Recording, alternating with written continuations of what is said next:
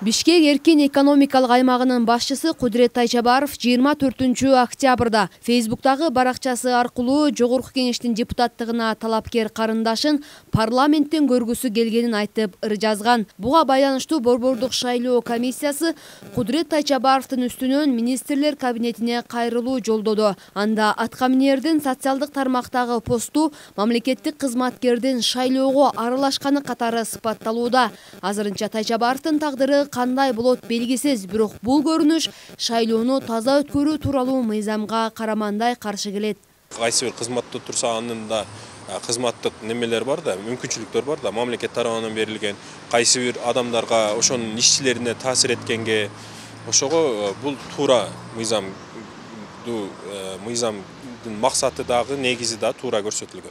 А бирок ошого карабастан азыр мамлекеттик иште же болбосо муниципалдык иште иштегендер шайлоонун алкагында үгүт иштерин жүргүзүп аткан болсо, бул албетте мыйзам бузуу болуп эсептелинет. Азыр министрлер кабинети болуп калды, ошол министрлер кабинети тиешелүү түрдө ага мындай чара көрүшү керек.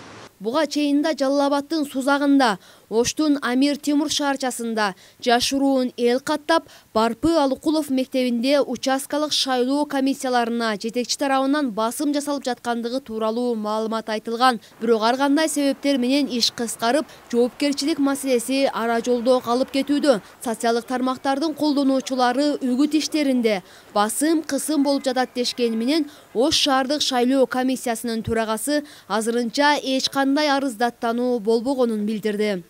102 номерине чалса болот, андан тышкары шаардык прокуратурага кайрылса болот, андан тышкары бизге мэрияда 116 кабинетке келсе, бизде КГОР группа түзүлгөн, бул ыкчам чара көрүү группасы. Ада ички иштер башкармалыгы, прокуратура, ГКМ кирген. Биз сөзсүз түрдө карап, чара колдонууга бардык мүмкүнчүлүктөрдү жумшайбыз. Если 102 чалып же башка бир ички органдарга, коопсуздук органдарына кайрылган болуп, ал жактагылардан жооп келбей карабайган болсо, анда туура эле бизге келе берсе болот. Биз ушул жерден караштырып, карап, чара колдонуп беребиз. Бийликчил партиялар, бийликтин батасын алган жеке кандидаттар сөзсүз түрдө кандайдыр бир деңгээлде админ ресурс колдонот дейт тарых илимдеринин кандидаты Жолдошбек Бөтөнөев.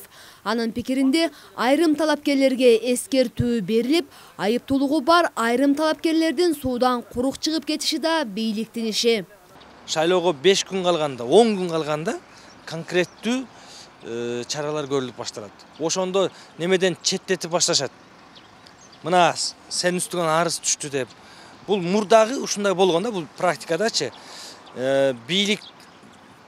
бийликтин дарегине сын айткандар, бийликти жанагындай сындап койгондор, кемчилигин айтып койгон партиянын өкүлдөрү же бир мандаттуудан кетип аткан талапкерлер анан кийин секин регистрацияга түшүп калган, ал давно башталган делечи.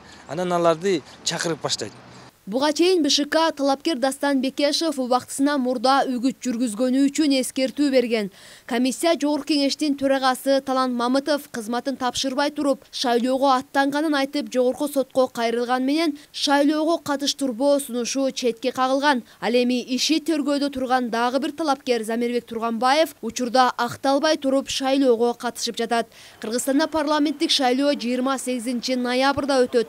Ага 21 партия менен бир мандат округтан 306 талапкер катышууда. Кенжебек Маматсадыкова, Кудайберди Дыйканов, ТМЖ жаңылыктары.